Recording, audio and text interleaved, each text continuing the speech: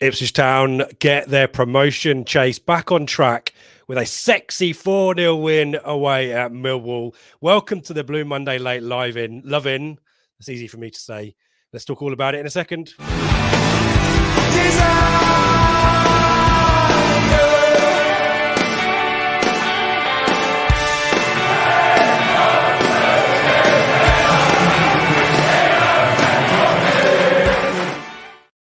Late night loving. That's what I meant to say. Happy Valentine's Day to everyone. Happy Valentine's Day to Joe. Welcome to the Blue Monday podcast discussing the town up or down. Since 2015, we're going live straight after Millwall 0, Ipswich Town 4. And joining us to give his views, Joe fares resplendent in orange. How are you feeling after that one, Joe? Well, superb, wasn't it? It's just a great victory. Exactly what we needed.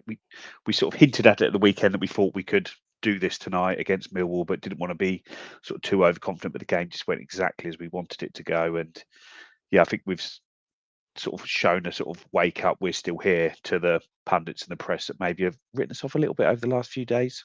Yeah, and there's definitely lots of things to like about the victory as well. We'll get through the kind of blow-by-blow account of the game, but very quickly, the second half, a little bit of an anticlimax after such an amazing first half. But how great is it to get Ali Al-Hamadi off the mark, albeit maybe a little bit fortuitously with the penalty award, but that was probably a really great way to end the game, wasn't it? Yeah, and both your new strikers have scored tonight. Yeah. Come on, Al-Hamadi's come on, caused a bit of chaos. Yeah, it looked like it might have been outside the box, but it was... you couldn't see what was going on, but it did sound like you could hear obviously what was going on in the background of the game, and there seemed a big cheer, which I assumed was when Al-Hamadi was given the ball to take the penalty. So the away fans there, who were in brilliant voice from the first minute to the last, were sort of ready and wanting Ali to take the penalty, and he got it, slotted it away, and yeah, he deserved that from the little cameo he gave. And yeah, just great to see the guys on the score sheet. Yeah, as you said, Kiefer Moore scoring tick, Broadhead back to his best tick. Wes Burns, I thought excellent as well, be it maybe didn't get the kind of goal creation stats that maybe you would have liked, but Harry Clark, a lot of love for him as well in the chat as well. Let's get to the chat. Fair play to John, who pinged a message at 10 to 9. Joe's on it. That's beer number one. Tick. A great first half, says John. And then, yeah, Darren joining us at 9:05. Town scores first. What's going on? What a first half. There you go. Yeah, Darren, 3 points. Clean sheet. Very happy with that. Exactly right. Andreas, great to have you with us as well. One of the Telegram VIPs. Norman, more like it. He says, Harry Clark, man of the match. Joe, your thoughts on Harry Clark for man of the match, shout? I thought he's brilliant because he was playing a slightly different role tonight, wasn't he? Where normally he's sort of just the right back and getting up and down, but he seemed to be man marking Ian Fleming, just sort of drifting in with him throughout the game. He's probably Millwall's most dangerous attacker, and he managed to sort of shut him out of the game. And he sort of was sometimes right back in a free, sometimes sort of central in the midfield in the free. Got round, obviously set up the third goal, gave Amari Hutchinson and Wes Burns a lot of support up there. And yeah, probably it's hard to think of many better games he's had in a Ipswich shirt than that one tonight. Yep. Big shout there. We'll get your shouts from man of the match towards the end once we've gone through the game. Gary, if you are listening to this after the fact, having got out of Millwall, and we hope you got out of Millwall safely, because there might not be any home fans left, but we know maybe it's a bit of a difficult place to get to. But Gary says our supporters were just brilliant, great. Pace up front, he says, presumably from the players, not the supporters. I didn't think any of our players didn't give their all. Good performance and a pen at long last. Michael, good day to you in Brisbane. Good team performance. I assume that's Clark had a really good game in attack and at the back. We'll just make the chant all about him. Horse Hollerer, what a result. That was a deafening wall of Ipswich noise in Brooklyn tonight. Hello, New York. Neil, great to win and get back amongst them. Yeah, we've got Leeds fans in the chat. We see you. It's not over yet. Austin, Blue Army, David W, evening chaps. Zora, big win. Professional performance. Burgess slipped back in perfectly. But Brody, back at his best. Talk to us very briefly about Burgess. Joe, I think all of us expected him to get back into the team sooner rather than later. Maybe he wasn't expecting such a fearsome start to, get warmed back up, but settled in, and yeah, we just did what Burgess does, just confident, got the job done. Well, from about Christmas last year, sort of Luke Wolverden and Cameron Burgess have formed an excellent partnership at the back there, haven't they? And it's only been whilst he's gone off to there that George Edmonds has come in, and he's done well when he's came in. And I thought Kieran McKenna would probably have a tough decision to make whether to bring Burgess in or not, but he's brought him in, and you're straight back to that lovely balance between the right foot and the left foot. Some of his passing tonight was great. He was a little bit rusty at times, and he's probably still getting back up to full match speed after effectively having a month off mid-season with barely any football. But no, I think it's a right call to get back into the team. I think if we want to be our strongest 11, that involves Cameron Burgess in the team. And yeah, he was excellent tonight. And especially in that first 10, 15 minutes when there was a real sort of aerial bombardment, set piece bombardment coming in, you have great confidence with him in there, don't you? Yeah, exactly right. Worth saying at this point, Joe is a little bit under the weather, folks. So do give Joe some love on this Valentine's night. He stepped in. Dave has failed a late fitness test. There's obviously a sickness bug going through the Blue Monday camp. But Joe's self-medicating with some beer there at 10:10. So good on you. But yeah, Joe's a little bit nasally. Matt asks, great win. When was the last time we scored 4 goals away from home? We'll put that out in the chat. Joe's frying that one in the think what. I couldn't think of any since Paul Cook was here with the Wickham and Portsmouth away games. And then actually the very first away game of Kieran McKenna's turn, Gillingham away when we beat them 4-0. But I couldn't think of any in our incredible run where we scored 4 goals away from home. If we're going to go with Gillingham, I think if anyone can beat Gillingham. Oh, actually, yeah, people have said Charlton away. Charlton away. Oh, yeah, but let's just wipe that from memory. That's not what you wanted, Matt, is it? We'll move on swiftly from that. A fans outstanding tonight. Agree with that. Clarkey, another shout from Paul. Clarkey, man of the match. Alex, header from Broadhead, fantastic. We'll definitely talk about that in a second, but we need to say, Alex, thank you for the super chat, and we appreciate you. You can do likewise if you're watching live on YouTube. There's a little button in the chat area, but thumbs up, we love thumbs up too. That's a great currency for us as well. And we see Per and Angela over on Facebook have given us a thumbs up over there as well, so thank you everyone. But thank you, Alex, thank you so much for your support. Should we talk about, there's lots of stuff in the chat. We'll try and catch up as best we can, but let's at least deal with some of the key bits of the match action. Firstly, Joe, here's the Ipswich Town lineup, slightly cover our faces, but 2 changes. We mentioned Burgess coming in, Hutchinson coming in for Chaplin. Probably not a major surprise. I think probably called on Sunday, wasn't it, on the Flagship? Well, we spoke about Hutchinson doing enough to deserve a start, and it was a talk of who's he going to come in for. And we did say, or I said on the chat, that Wes Burns just gives us such that nice balance with his sort of tactical discipline on that right-hand side, and he's sort of the wide guy, the full-back. As we move between 3 at the back and 4 at the back, he's very, very important to give us a platform to build from. So yeah, it was important that he stayed in the team, and that really only leaves Connor Chaplin, who has up until tonight started every league game this season. That's the first time he hasn't started a game, but he hasn't quite been at it in recent weeks. You look at the chances he's missed at the weekend, and he's not quite on it. And Hutchinson came in and was did that role and added a little bit more to it. He was sort of changing positions with Burns. He was still dropping in behind Burns to play that ball into him. They were switching. He was driving on the ball. He was picking up the ball in good positions, and he's given Kieran McKenna a headache, which is a nice headache to have at this stage of the season. Exactly right. Yeah, and that pace adds another dimension as well to our attacking play. Apart from that, Joe, worth knowing that obviously Edmondson misses out completely from the bench as well. He drops out completely. But look at that bench: Walton, Twanzebe, Humphreys, Travis, Harness, Sarmiento, Chapman, Al Hamadi, Jackson. That's quite fearsome, isn't it, for any team, let alone a team that's been newly promoted, to be able to take to Millwall, isn't it? Gives us confidence for the rest of the season, doesn't it? And it was noted in the sort of commentary. I watched the game on Sky, not Town TV, but Andy Hinchcliffe kept saying, like, look at the bench, it's so attacking. And as the game wore on, even though we were 3-0 up, we kept making attacking substitutions, and it was just so we've got exactly what Kieran McKenna talks about, because he doesn't like to put a centre back on the bench. So George Edmondson goes straight out of the squad, because you've got Axel Tuanzebe there who can cover your sort of right back and centre back positions, and it's just exactly what you need, isn't it? Yep, exactly. Tonight's phrase is exactly what you need. With the chant, it's very much in our head. A lot of love for Kieran McKenna right now, obviously given a lot of noise and nonsense that we're probably going to have to indulge at some point in the chat, but for now we're going to ignore it. But happy 100, Kieran McKenna. Only 12 defeats in those 100 matches, Joe. That's nuts, isn't it? And what a guy. 202 points. 202 points. We're on 2 points a game, just about 2 points a game under McKenna. That's crazy, isn't it? And well, if you think since obviously this time last year, Valentine's night last year was when we started our crazy run.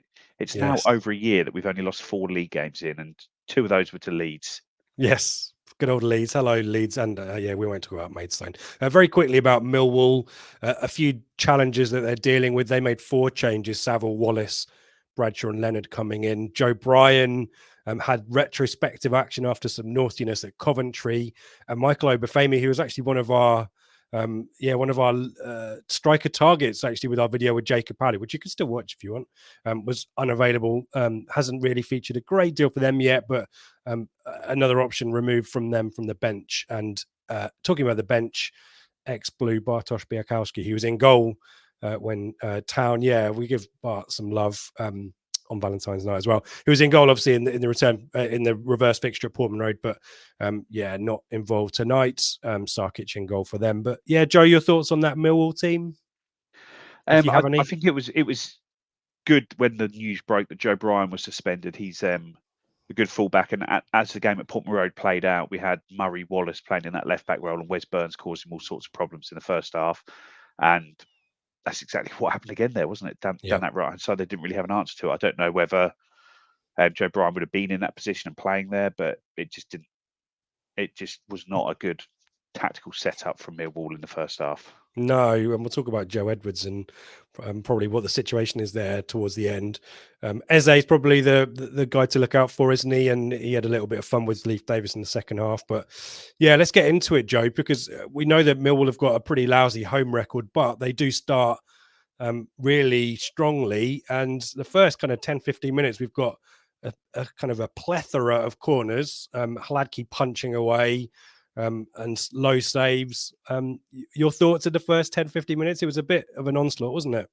It was almost like the Alamo. It was like the last 15 minutes of a game, how teams play, wasn't it? I think they must have had 4 corners in the first 10 minutes, and there was sort of free kicks, weak ones given away. There's a lot of contact in the box. I think Wes Burns pulling Jake Cooper for one. Václav Hladky was having a lot of problems with Roman Esse, and he was getting in his way, and he was trying to pull him out in front of him. And it was one of those ones where you could easily see something going wrong for us at that time, but it didn't. We sort of pushed on, and I think everyone will notice after about 12, 13 minutes, Amari Hutchinson sat down on the ground with an injury. Yeah, even the Sky commentators noted, they said, "Oh, nobody was sent to warm up while Amari Hutchinson was down injured." They went over to the side. They had a little debrief and a little get together, and from that point on, we just tried to slow things down for a couple of minutes from that point onwards, and it obviously did the trick. Yeah, I mean, we give plenty of love and respect to Kieran McKenna, and we also kind of sometimes bemoan a little bit of us not being streetwise. But that situation around the Hutchinson injury, in inverted commas, actually was massively important in changing the momentum, as you say, because soon after that, we're on the front foot, aren't we? And we're getting chances, and there's a corner for us that Broadhead's effort is deflected over, not a corner not given, but then he's going to be involved 4 minutes later, Joe, and great work, I guess, in the build-up from Burns to win the ball back, isn't it? I'm trying to remember who he dispossesses on the I think left. it was Cooper on our right. Cooper on the side, yeah, wins the corner, doesn't he? But Hutchinson does so well after that, doesn't he? From this second phase. Yeah, well, it seemed really slack defending because it didn't look like there was any way the ball was going off. Burns nicks it, does well, gets to the side, and it's knocked behind. And the ball sort of from the corner, the ball ends up with Hutchinson. You think you've got a chance to put it back in the box there, but he doesn't take the instant chance. He sort of tries to set it up and cuts inside and puts in one of those sort of awkward straight balls. And it's Nathan Broadhead who was sort of the only person challenging him for the header is Harry Clark. Both of those did go up, but Broadhead gets up, and you're just trying to direct it at the goal, and he just flicks it and sends it the other way, and it just loops up. And Sarkic So intelligent, isn't it? There's nowhere he can really go with the ball, and yeah, and I'd say it's an impossible chance. I don't think he's gonna score many goals like that in his career, but yeah, a very intelligent piece of football, and yeah, just an excellent start.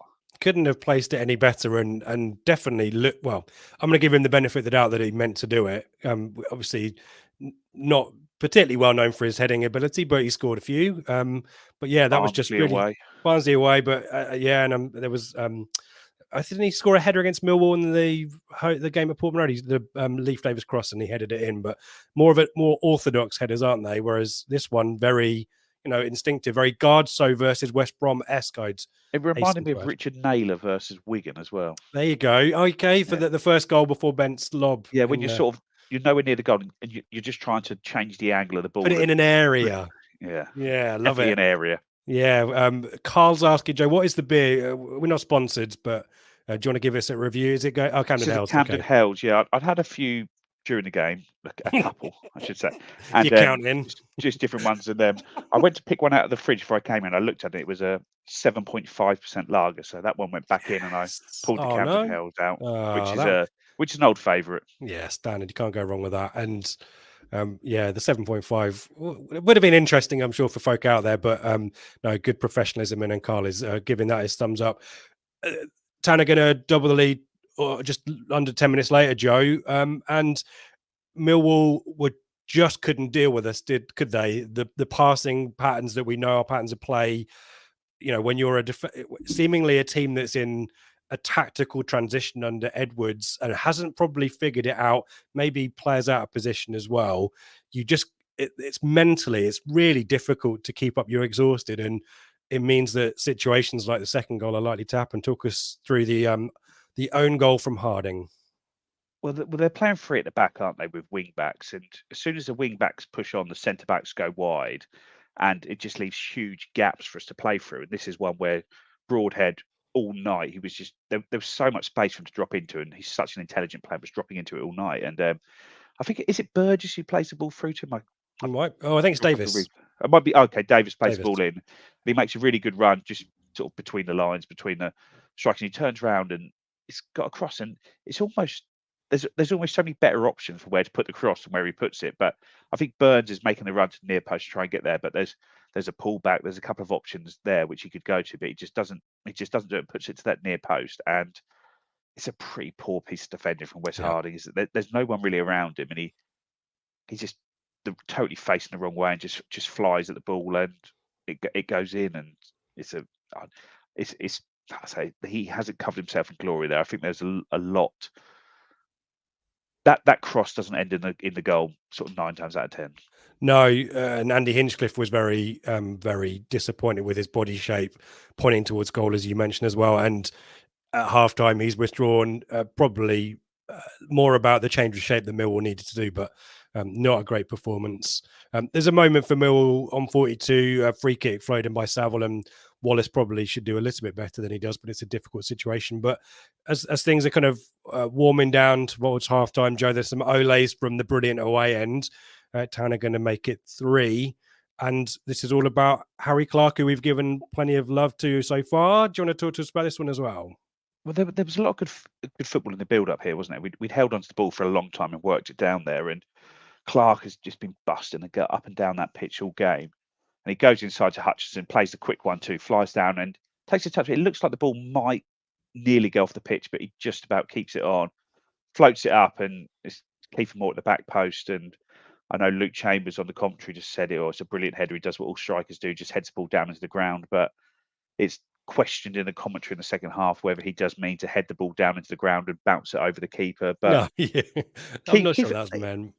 in fairness, Kiefer Moore has scored a lot of goals with his head over the years, and you know where you want to put the ball. And I was lucky. I'd spotted that Kiefer Moore was 9-1 to score a header on Bet365 earlier, so I'd put a Hey. little £10 bet on that. So Oh, I was well in the money on that the as beers that are ball on looped Joe. into the goal. But it was just a good finish, and such an important goal on the strike on the stroke of half time, because 2-0. I know it's sort of the cliche Mick McCarthy, it's a dangerous scoreline, but it really is. They come out after the break and score a goal, and it's a totally open game. But that goal there, I'm sure I say there was a fair few boos going out around the den at half time, and I'm sure there was probably a lot less people there in the 46th minute than there was in the 44th minute Yeah. as the game kicked off the second half. And that's basically just the game over at that point, wasn't it? Yeah, the perfect first half, albeit after a really challenging opening phase, which we saw out and did the necessary to do that. And yeah, and an odd symmetry with the home game where we were 3-0 up as well.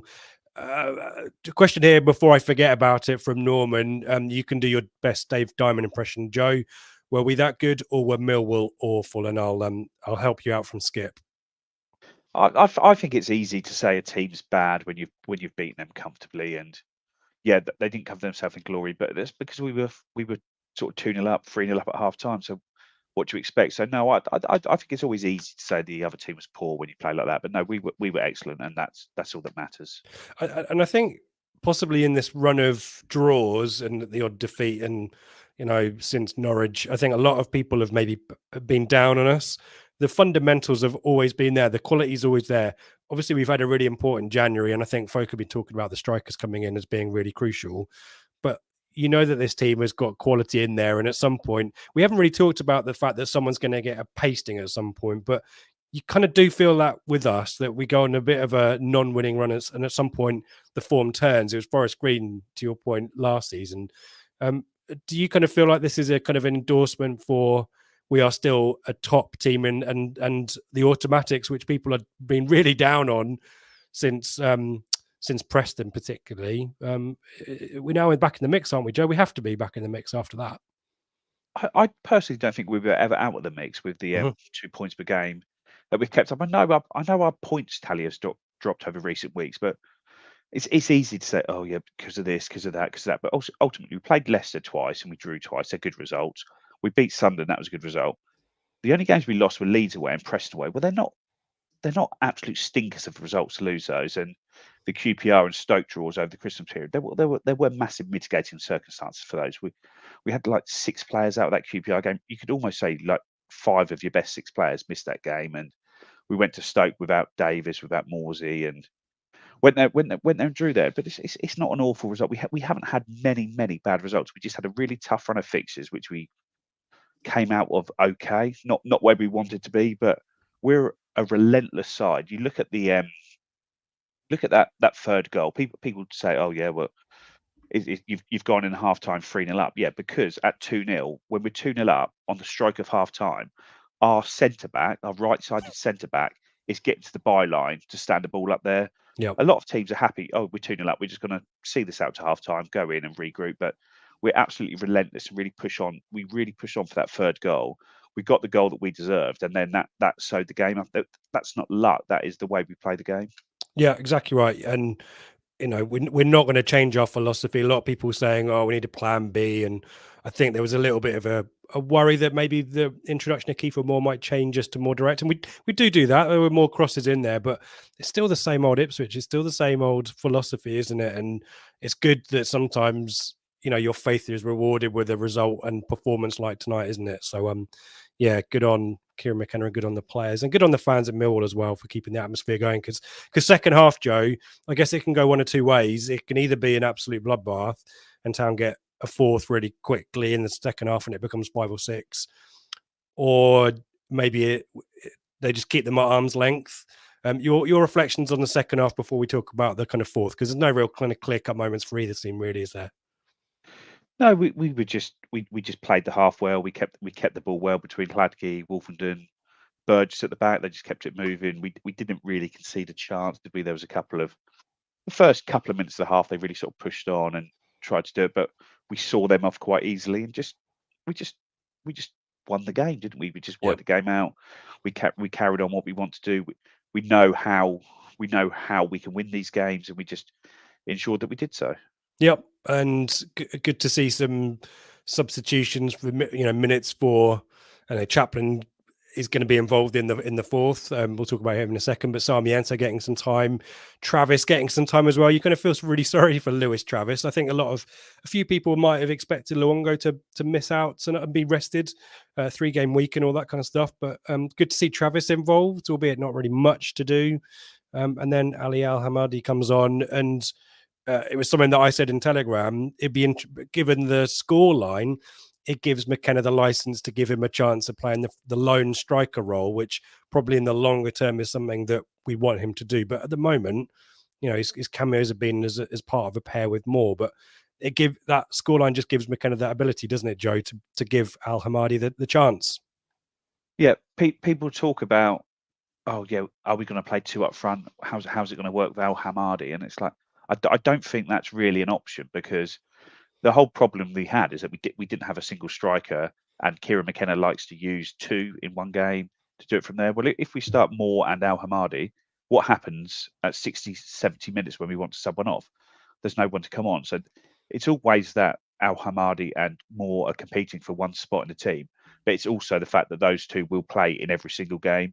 And Moore did his job. He did the first 70 minutes. Al Hamadi's come on and he's got 20 minutes to use his sort of incredible athleticism just to run at the defence, keep him moving. And yeah, he did that all the way through his cameo. I thought Sarmiento was excellent when he came on. You Like I never say, know what he's going to do, Sarmiento, do you? And probably no, he but doesn't either. But he was excellent. I know he's back in his sort of South London hometowns, Nana. his ends where he was from, but he liked that. And and Travis, you mentioned sort of like, yeah, I thought maybe he would get a game ahead of Luongo tonight because Luongo's not really been a 3-game week guy, has he? And Travis has come here and he's looked solid whenever he's played and came on and did well again tonight. And he really looks like he's stepped into that a third choice central midfielder role, especially with Jack Taylor out injured at the moment. He's going to get some games. He's going to be an important player over the next few weeks. Yeah, and to Luongo's credit, second half, we were coming up with all kinds of puns for his name because he was Pirloing it all over the place, wasn't he? So, yeah, good. And a lot of people have written off Caden Jackson. Did yet, Joe? We get a few minutes for Caden Jackson as well, so he's still going to be involved as well. Let's talk about the fourth goal before we go to the questions, and do get your thoughts in. If we've missed them and haven't put them up on the screen, then stick them back and recycle them. Stick a Q if you've got a question for Joe or I, and we'll get to those in a bit. But let's talk about the fourth goal, and it's all about Hladky to Chaplin, really. That makes the move happen, isn't it? Yeah, it's quality distribution from the back from Hladky, and it's almost like what we do, isn't it? We mix it up, and there's a short pass here, there, go square, drop in deep, and then all of a sudden it's just that one straight ball which cuts the team open, takes out half of it there, and then obviously Chappers lands on the ball, and then It's great. it's a brilliant ball First for him time. to Al Hamadi, and at that stage Al Hamadi he could just try and take the ball into the corner and do that, but he's got that real ambition to drive towards goal. He beats the first man, gets himself in front of Wallace there, and yeah, I've only seen a couple of replays during the game. It looks as though the foul is outside the box, but Al Hamadi's driving with such acceleration, such passion to get into the box that the ref gives a penalty. Yeah, maybe it's a bit lucky, but at 3-0 in the 90th minute, it's not. Like I say, we've been due some penalties in much more fortuitous situations than that we haven't got this season. And brilliant to see what that Al Hamadi takes a penalty. Someone comments in their Romeo comments in there that Chaplin wasn't happy he didn't take it, but we've seen Connor Chaplin miss enough penalties to know that he's maybe not the best penalty taker. Brilliant finisher, but not maybe the best penalty taker. And Al Hamadi takes it, scores, and your new signings off the mark in the championship. And he's in front a of the away player that support as well. in front of the away supports, and at the you can hear the away supports cheering his name as the game carries on after that point. So that's got to give him a huge amount of confidence as well, which is what we need. Everyone in the squad will now be in that sort of buzzing position. Yeah, and talking of these kind of additional perks out of the result in the game, the clean sheet. I'll find the chat in a bit, but someone mentioned McKenna would have had a clean sheet in the back of his mind for the way that we approached the second half, won't he? And the fact we've got it, not only great for I guess for him, the team, but primarily for Hladky, who's come in for some real criticism, hasn't he, of late? Some of it justified, of course, but really hasn't let anyone down too much, and been a lot of chat. So good for him to, not particularly well tested. Second half, Millwall were just swiping the ball, weren't they? Fleming had a few sites where he should have done a lot better, but yeah, great for the team to get the clean sheet, isn't it, Joe? Yeah, and say like Hladky, the sort of criticism he's had, I don't think there's been massive amount, but there's also been enough that it's been noticeable. And he's been in that position which Walton had last year before he went on the incredible clean sheet run, where there's sort of a period of sort of 7-8 games where they've just barely saved a shot. And it's not that they've been majorly at fault for goals or that. Like I know there's the Preston goal where Hladky sort of passed out the back badly, but just goals scored where it's a bit like, at what point is he just going to get some shots straight at him to build his confidence? And that seemed what the first 10 minutes were like tonight. A few shots at him, he palmed them behind, and some people say, "Oh yeah, maybe he should try to hold those." But sometimes you just got to get the ball away and clear it. And had a couple of good holds, sort of good takes from crosses at the end, some good passing the ball for the fourth goal, and he was just back to his best tonight, wasn't he? And one of those ones where just everything he did well enough, and can move on to the next one. And you've got the same Wolfie and Burgess back together, and they've got the clean sheet, so that'll be a big confidence boost for them. The band is back together, yeah, very chilled out, passing it around the back line, wasn't it? Let's go to some of the chat before we just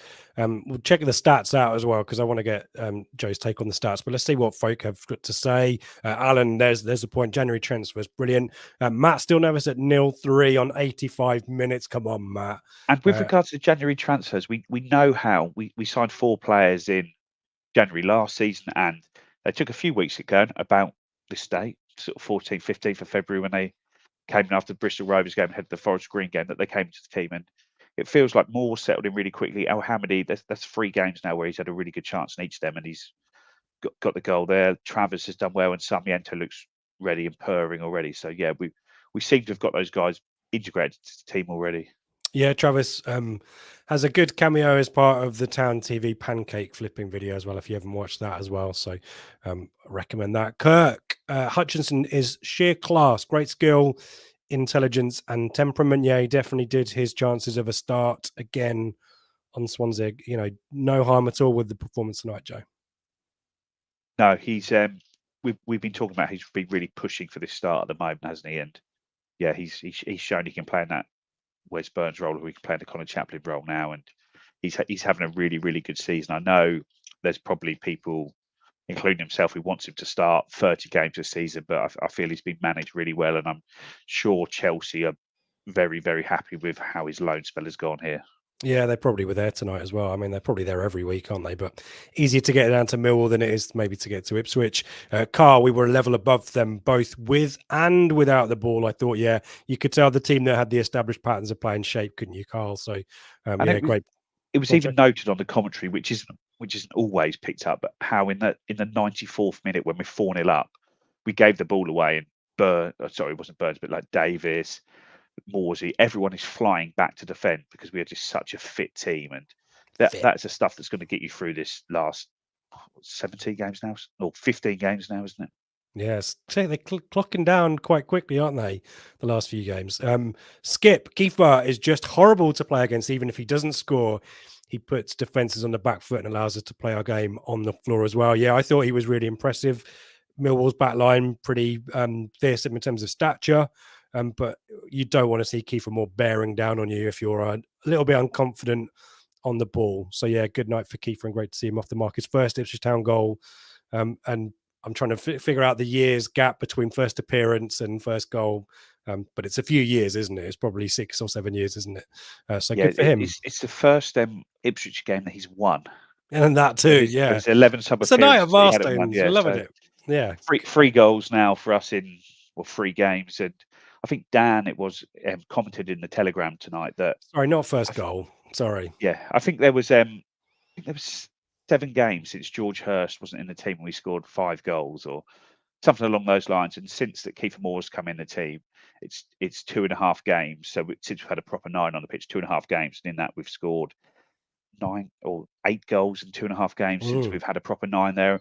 And it's not just what they do; it's their presence. That they are such defenders have to look after them, and that opens the game up for Broadhead, because you just can't cheat. Where as well as Caden Jackson did in his time, you do not need to have 2 centre backs occupied by Caden Jackson, which means there's one can look after him and one then looks after somebody else. So it's really important that we've got that back, and I'm sure Broadhead, Hutchinson, Chaplin, Burns, Sarmiento are all delighted to see Kiefer Moore in front of them. Yeah, big. It's a game changer, isn't it?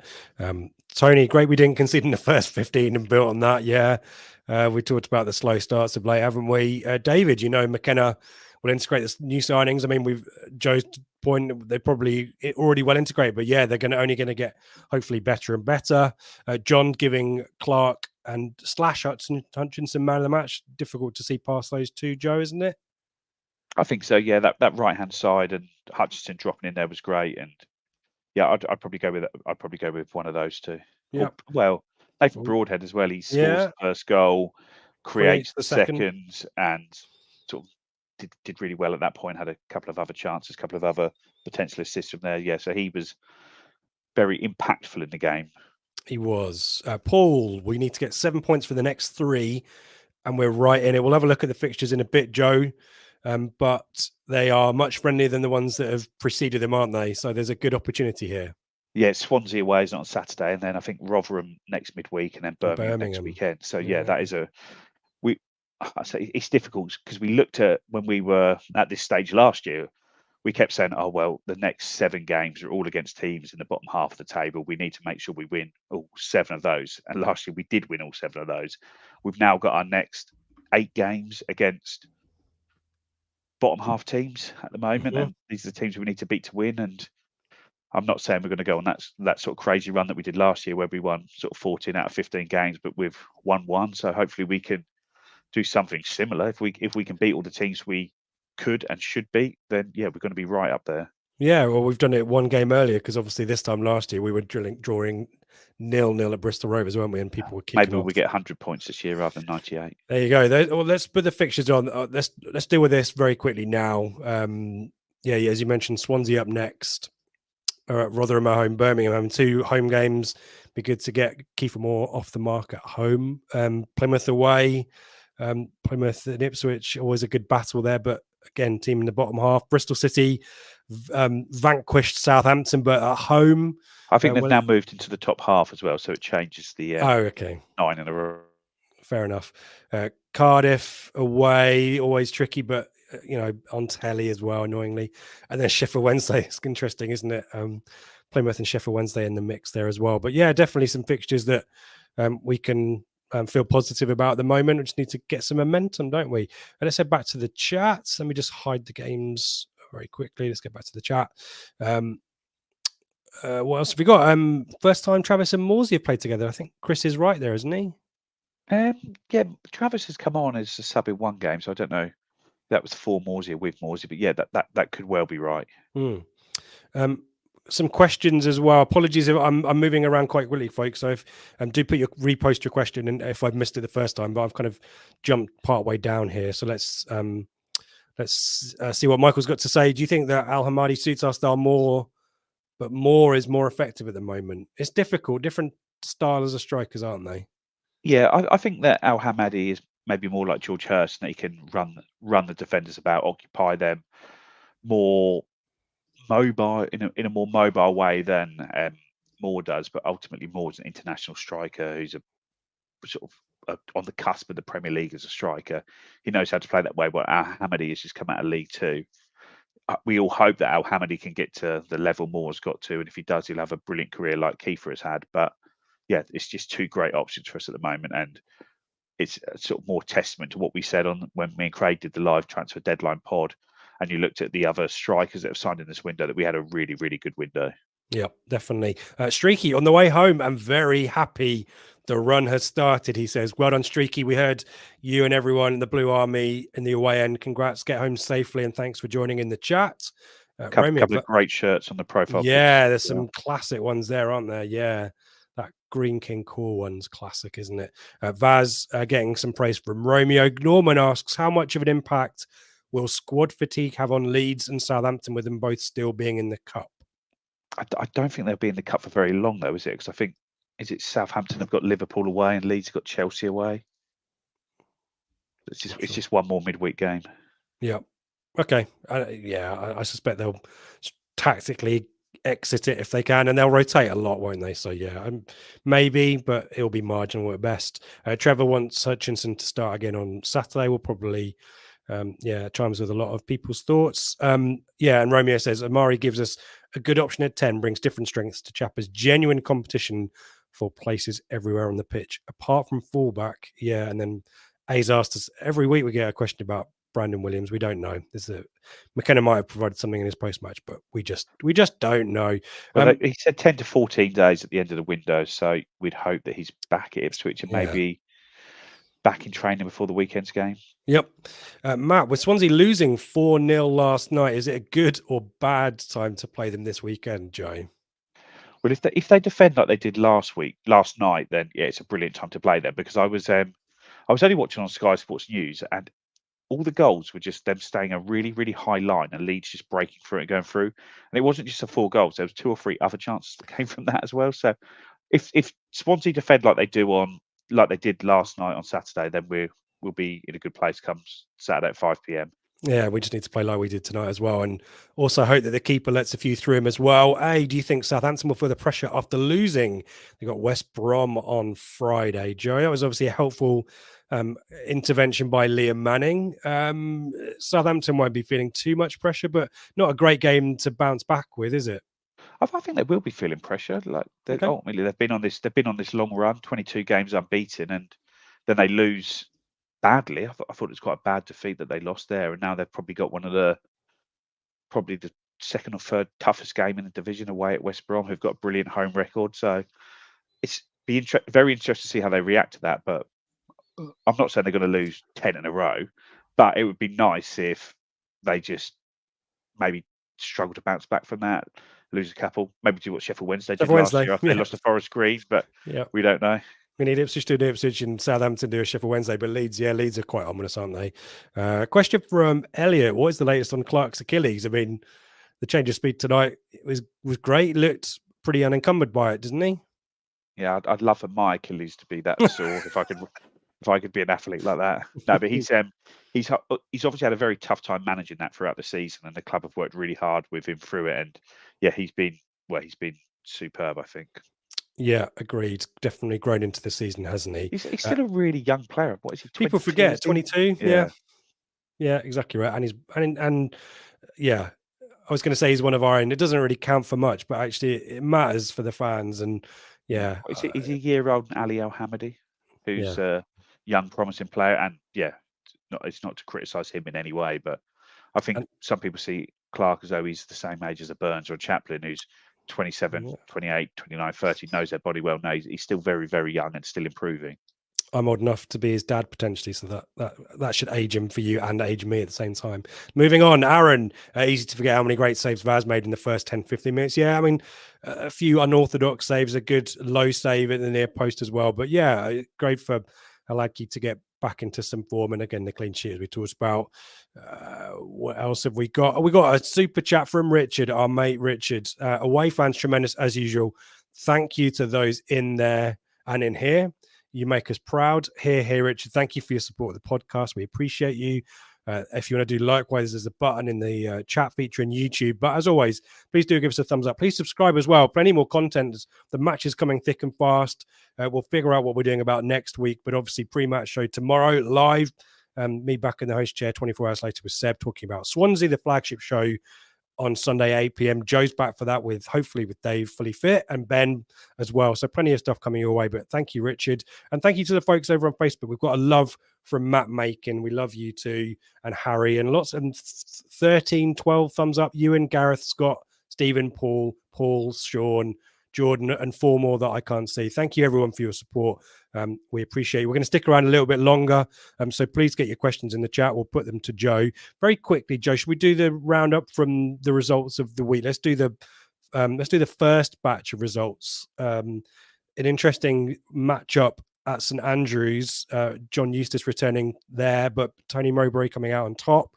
Leicester, unsurprisingly, Andre Dessel with a goal. Yeah, good. Yeah, sorry, good shout. Yeah, do stop me as we go on these. Leicester doing what Leicester do. Record points tally, here they come. Probably good for Sheffield Wednesday to keep it to 2, frankly. Norwich fans booing substitutes at 55 minutes is great. Norwich then going on to win the game 4-2, not so great. The league table, let me very quickly put it up there. Coventry's late equaliser at Plymouth keeps Norwich out of the top 6, but they're level on points now, Joe. And Norwich are kind of low-key. It seems dysfunctional, but since they played us, they've been on really big run, haven't they? And annoyingly are now lingering around the playoffs. They run a decent run of form coming into the game against us, weren't they? So I think somebody mentioned that since when Josh Sargent plays, they sort of average over 2 points per game, and when he doesn't play, it's like 1 point per game. So he's obviously been a very important player for them, even though he missed a penalty and then scored the rebound last night. But no, it's incredible how I think this is how difficult things are when you're up against these parachute teams. You've got a team who are seen as they're having like the worst season they've ever had, and they're still fighting for 6th place. And it's like they don't know they're born, their fans today. But I'd love to see them finish 7th as we finish 2nd. There you go. Clip that for your podcast. Rotherham held Hull for a bit, and then Rabona from Philogene, albeit with a deflection. Have you seen that one, Joe? Give me some thoughts on that one. I have, yeah. It's a quality goal, and I see the dubious goals committee have awarded the goal. They've now given it to him, have they? They've given it to Philogene today, but ultimately, when they gave Sam Morsey the goal against Leicester on Boxing Day, I think I'm surprised if Nathan Broadhead doesn't get given the second goal tonight. We stay in the dubious goals committee. Not worth the paper it's written. I don't know even what I'm talking about. Swansea, as we mentioned, preparing for the visit of Town by getting pumped by Leeds. Bristol City, the big talking point of last night, Bristol City 3, Southampton 1. Southampton a lot of the ball, but it was really, I don't know if you saw it, Joe, it was quite kind of similar to some of the Southampton performances at the start of the season before they kind of got their mojo. A little bit of rotation perhaps, but yeah, that bodes kind of well, doesn't it, for Southampton being human after all, and their 22-game unbeaten run in the league is over. Yeah, they had a few good chances, and on another day they score their chances. Bristol City don't there, but Bristol City got into some really good positions and almost weren't clinical enough to take them. And had they taken those chances on another night, they could have had 5 or 6 goals. And I know on another night Southampton could have been the ones that scored them. But yeah, it would be nice to see them sort of come back towards the pack, because they've got a really. I know it sounds silly when you sort of say 22 games unbeaten, but they've had a really soft run in that time. I don't think they've won any away games against top half teams in the Championship team. They've still got to come to Portman Road. They've still got to go to the Hawthorns on Friday. They go to Ellen Road on the last day of the season. I think they've had a really nice fixture list, and this could be the thing that changes their momentum. It might not be, but we don't know. We're keeping fingers crossed. West Brom doing what West Brom do, win at home, 2-0 over Cardiff. And then tonight, Huddersfield beating Sunderland. Sunderland just can't get their mojo. Consistency is the issue under Beale. Coventry last-minute equaliser away at Plymouth, and that's how it feels, Plymouth.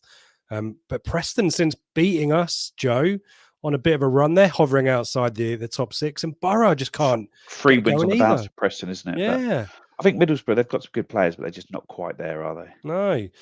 Stoke, big win for them. Schumacher really couldn't get them up and running, but a big win, albeit a narrow win over QPR, important down the bottom. And as we said, Millwall 0, Ipswich Town 4. Joe, do you want to see some stats from tonight's game? They don't make us look as good as we normally do. No, well, at half time, Millwall had a higher XG, and I know that there'll be people out there going, because XG shit. But I think the own goal might have not factored into it. But look, 66% possession, nearly 2 on the XG-ometer, but 8. Millwall had lots of shots, didn't they? 0.79 of that is from the penalty, isn't it? Yeah, so. True. Big chances 3-0 though. That's the real quiz. But yeah, a dominant performance, Joe. And now looking at the league table as it covers our faces, Leicester riding off a little bit into the sunset. Leeds and Southampton both catchable now, though, aren't they? Knowing the fixtures that we've got to come, and a game in hand on Leeds as well. But it's really tight. And then, and then 4 teams, is it, on 48 points, challenging for 6th, and Sunderland aren't out of it just yet. It's really compressing, concertinaing up, isn't it? It's really exciting. Yeah, and like when you look at it, you'd think that from what we've heard in recent weeks, that we're 5 points behind Leeds and Southampton. Where you look at it, we're 3 points behind Leeds, and our game in hand is against Rotherham at home. Which I'm not saying you're going to just turn up and beat them, but that is the easiest game of the season. Is at Rotherham at home. They're the poorest side in the league, and their away record is, I don't think they've won an away game since for about 2 years. I don't think they've won an away game there. But you just look, we're 15 points ahead of sixth place. It's incredible how far ahead we are, and it's also incredible. Like last year when we were sitting here, we're doing so well, but there's sort of 3 teams going for 2 places where normally all 3 teams would get promoted. But now it's even worse. There's 3 teams going for 1 place, and all 3 of those teams in any normal season would have enough to go up. Yeah, we just timed it really badly, but we can still make it, as you say. Let's go back to the chat. Do you get your questions and your thoughts in? We'll stick around for another 10 minutes or so, and then say goodnight.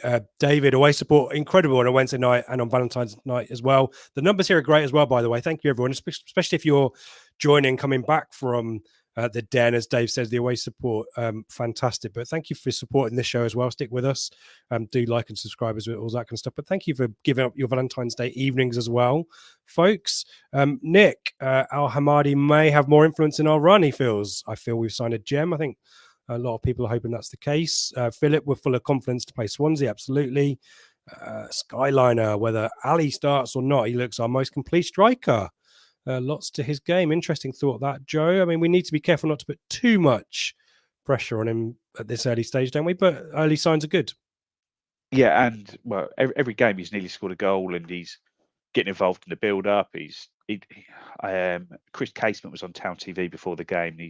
He said, "Oh, I've been lucky to watch a couple of training sessions, and he looks like he's settled right in." So I know someone like Kieran McKenna talks about the standard of training is almost it's what keeps the club going as it is, and that there's a real reticence for players to drop down to the under-21s to play because he sees if you can keep up in training, that's much better than that. And it sounds like he's dropped right into the quality of training required. And if he's done that and is doing well, then yeah, we're on to a winner. And he's looked good in every game he's come on for. Yep, and attitude is sound as well when you hear his interview as well on the Town podcast too. So yeah, definitely could have some big moments ahead of him for the rest of the season. Very Finnish problems. It's not Mikey's. It's not Mikey, is it? No, it's not. I know who it is. Do you think Plymouth can do us a favour against Leeds? I mean, stranger things have happened, Joe, but it's a bit of a clutch, isn't it? Asking for Plymouth to do us a favour. Well, we know that Plymouth have got a fantastic record at home park. Graham says no, by the way. A resident Plymouth fan. Is he not? Is he a Plymouth or a Leeds fan? I think he's a Plymouth fan. He's got a green heart there. So yeah, but Plymouth have got a fantastic record at home park over the last 18 months or so, and I don't think there's any game that Plymouth win down there that is going to shock you, and that's going to be one of the toughest games in our run that we've got coming up. To be fair, very Finnish problems retorts. You managed a good draw in the FA Cup in 90 minutes. Yeah. So, and we'll take that again. Yeah, do that for us. AD, what a great result tonight, made up for the nightmare journey to get to Millwall. It sounded like logistics, not great travelling, particularly from Ipswich as well. So well done, everyone. Yeah, I don't think the coach has even hit the A12 till 5 o'clock. So. No, nightmare, isn't it? Good old Orwell Bridge. A lot of love for Ali Al-Hamadi there. Plenty of love for him tonight. That's great to see. Jules listening in from Tenerife. Muy buen los azules es the número uno. I don't know what that means, and hopefully I haven't just said something massively offensive. But yeah, great to have you with us. Number one. Number one something. Good. BN is good. Azules. My BN good. Translate. Google Translate someone. Blimey. Moving on quickly. Southampton conceding 6 in 2 games, right? Says Aaron. Oh. More hope there, Joe. Southampton. I like that, Aaron. I like that. Yep. Streaky. This time last season, we finally had our starting 11 and stuck with it. Same now. Yeah, I think we will ride our best team. I'm not sure Connor Chaplin won't be part of that, but yeah, I'm sure we'll ride our best team from here on out. Yep. Horseler, I saw the last 2 Saints games in both Bristol City and Huddersfield were excellent teams raising their game against them. So you never know. Graham, do us a favour there. Sully, Saints were awful against Huddersfield Saturday and it continued at Bristol. There you go. So bit of both. Hashtag bit of both. Trevor reckons Bill's next for the sack. The Sunderland Till I Die Series 3 is out on Netflix. I started watching that earlier. It's not as interesting when they're half decent, but they skip through half the season. It's a bit weird. It's maybe not as good as the previous ones, but yeah, Sunderland always doing Sunderland things, aren't they? So stranger things. Stefan, not time for self congratulations. Lots of work to do. I guess it's thoughts on that one, Joe. I was going to give my take on it, but you go for it. The fans can self-congratulate, but you know that McKenna and the squad are going to be straight onto the next game. Probably from when that third goal went in, it was all eyes on Swansea at that point there. Yeah, you got to enjoy the moment, Stefan. But yeah, you know that McKenna and the team will be sorting us out ready for Saturday, won't they, as well? Simon, bloody great result to watch tick up on the text feeds here in Auckland, New Zealand. I guess I should do some. Yeah. Get to work, Simon, but hopefully with a smile on your face, a spring in your step, as Ipswich Town go out 4-0 winners. We've got Mark in Christchurch as well, New Zealand representing. Big fan of Christchurch, done bungee jumps in Christchurch. A lot of love for New Zealand. Watch with 2 other Town fans on beIN Sports. Other sports broadcasters are available. Good to have you with us, Mark. And Richo, the Everton fan, we're kind of doing a fasting. Stay away, Richo. We don't want another team joining the queue for McKenna. But it Let's sounds hope like, we get a league trip to Goodison Park next year yeah, the new for the last stadium. year of it. Yeah, exactly right. Oh, goodness me, Jason, I'm not sure. I think that's a jokey question, but I'm going to read stuff before I put it on the screen. The last shout for questions and thoughts, man of the match shouts.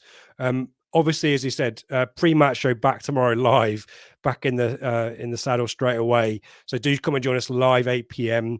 to talk through Swansea. The flagship show back Sunday 8 p.m. Ben, Dave, and Joe.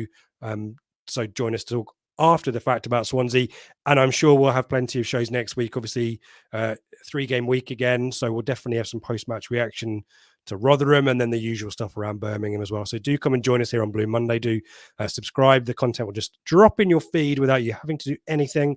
And if you're unable to make the game on Saturday in Wales, why not use NordVPN to navigate yourself virtually to some other place in the country or in the world, maybe Amsterdam or something like that, to do whatever you might want to do with a VPN.